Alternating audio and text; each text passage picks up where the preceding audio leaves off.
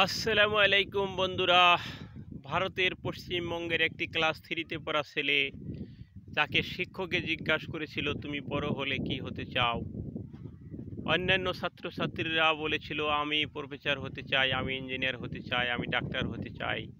কিন্তু সে ছেলেটা অবলীলায় বলে দিল আমি একজন বোকা হতে চাই। তো এই প্রশ্ন রীতিমতো এই প্রশ্ন মানে শিক্ষক মহাশয়কে থতমততে ফেলে দেয়।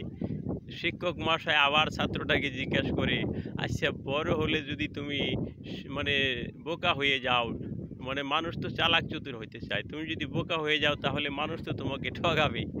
সে অবলীলা আরেকটি মানে এমন অ্যান্সার বলে দেয় যে সে অ্যান্সারটা শুনে মানে আমাদের গার লোম মানে শিওরে উঠে।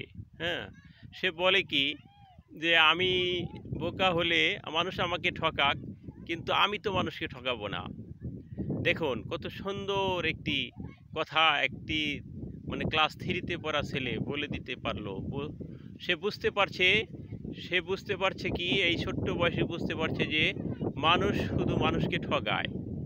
হ্যাঁ, কোন মানুষগুলো ঠগায়? যখন মানুষ বড় হয়, চালাক হয়, শিক্ষিত হয়, জ্ঞানী হয়, তখন ওই মানুষগুলো মানুষকে শুধুমাত্র ঠকাইতে থাকে। এজন্যে ও বলে দিচ্ছে কি যে আমি জীবনে মানে বড় হলে যাই হোক আর যাই করি না কেন বোকার মতন একটা জীবনযাপন করব। কেউ আমাকে ঠকাইলে আমি ঠকেই আসবো, কিন্তু আমি কাউকে ঠকাবো না। তো এই ছোট বাচ্চা একটি মহান কথা বলেছে।